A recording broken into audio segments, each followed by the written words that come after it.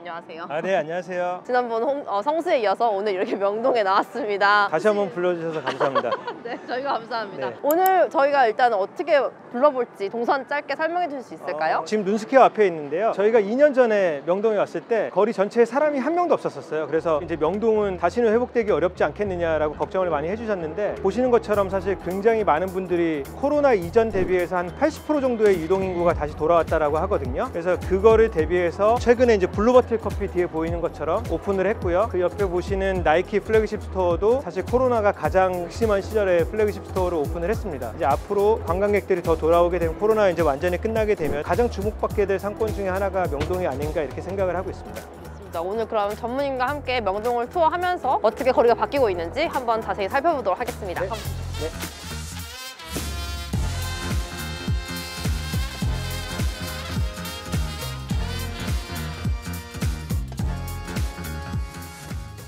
저희 지금 명동 애플스토어 앞에 나와 있는데요. 이게 코로나 때 오픈했다고 들었어요. 코로나 중간중간에 그 플래그십들을 많이 오픈했어요. 그래서 애플스토어라든가 나이키, 아디다스, ABC마트 이런 스포츠 브랜드나 하이테크 브랜드들이 사실은 코로나 끝나는 거를 대비해서 그 전에 이미 그 플래그십들을 오픈을 많이 해놨기 때문에 다시 이제 관광객들이 돌아왔었을 때 굉장히 또 새로운 화제성이 되는 스토어로 인식이 될 것 같습니다.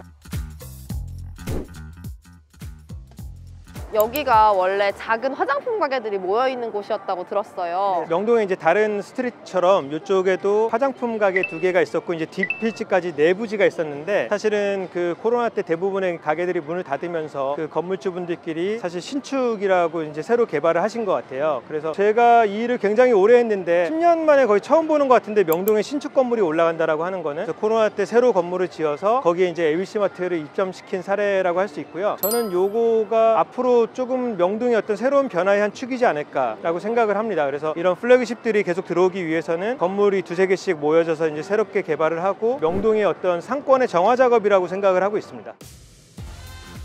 지금 보는 매장이 리모아 매장인데 요즘 트렌드를 가장 잘 반영한 매장이라고 얘기를 해주셨어요. 그러니까 예전에는 이제 그 매장 안에서 물건을 팔아야 되다 보니까 1층 면적, 2층 면적이 굉장히 중요했었는데, 보시는 것처럼 매장이 굉장히 작거든요. 20평이 채 될까 말까인데 대신에 굉장히 그 넓은 전면과 간판 위치를 갖고 있죠. 나아가서는 위에 전광판까지 있는데, 지금은 물건을 파는 면적뿐만 아니라 앞에 보여지는 파사드의 면적도 임대 면적이다라고 생각을 하고 있는 것 같아요. 브랜드들이 사람들한테 이미지를 팔아야 되기 때문에 지금은 전면의 길이, 그다음에 앞면의 넓이, 간판을 얼마나 달 수 있는지까지 같이 해갖고 임대료 책정을 할 때 그거까지 같이 계산을 하시는 것 같습니다. 명동 안쪽에 있는 플래그십도 대부분 1, 2층만 쓰고 3층이나 4층은 비워놓는데, 그럼에도 이제 간판 전체를 다 쓰고 있는 이유가 점점 더 이 오프라인 스토어들이 미디어의 역할을 하고 있기 때문이 아닌가 이렇게 생각을 하고 있습니다.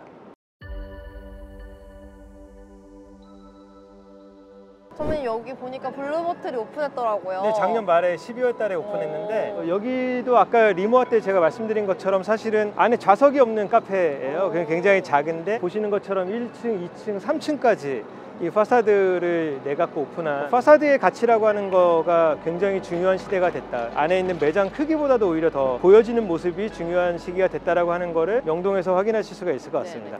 사실 명동을 정말 오랜만에 왔는데 새로 오픈한 브랜드가 너무 많은 것 같아요. 네, 지금 보시는 슈마커 같은 경우도 원래 이제 데상트 자리였었는데 작년에 오픈을 했거든요. 그래서 아까 ABC마트와 마찬가지로 지금 아디다스, 나이키 이런 이제 스포츠 브랜드들이 아무래도 이제 고객 체험형 직접 신어보거나 경험을 한 다음에 사야 되는 부분들이 많다 보니까 오프라인에서 굉장히 매장들을 많이 내고 있는데, 그런 그 형태의 매장들이 명동의 어떤 변화를 이끌고 있는 것 같습니다. 자, 지금 뒤에 보시는 곳이 한국에서 임대료가 가장 비싸다는, 유동인구가 가장 많다라고 하는 명동 중앙길에 나와 있는데요. 근데 여기조차도 코로나가 이제 한복판일 때는 아예 사람이 한 명도 없어서 최근에는 코로나 이전과 거의 맞먹는 정도 수준으로 다시 살아난 것 같습니다. 아직 이제 비어 있는 곳들이 좀 있지만 여기도 새롭게 아디다스 같은 매장들이 이제 플래그십 스토어로 지난주에 오픈을 했기 때문에 그런 것들을 한번 좀 보시면서 설명을 드리도록 하겠습니다. 그럼 아디다스 매장으로 이동해 보겠습니다. 네네.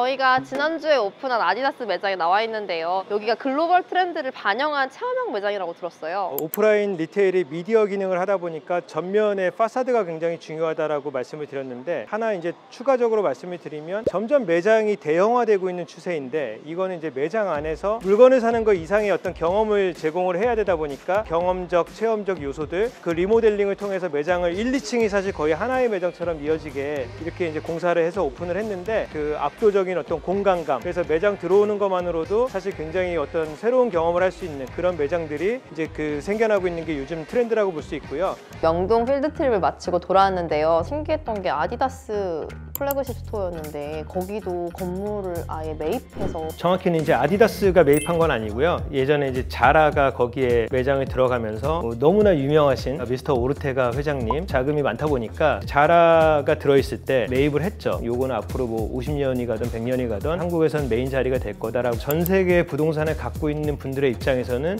사실은 블루칩인 거죠. 사실 명동에는 새로운 건물이 올라가는 경우가 거의 없었는데 오늘 보니까 군데군데, 명동 같은 경우는 건물 다 붙어 있잖아요. 땅이 100평이면 건물이 99평인 거가 거의 대부분이거든요. 건물주의 세대 나이가 바뀌면서 그런 것도 한몫하죠. 명동의 이제 건물주분들 제가 많이 만나봤는데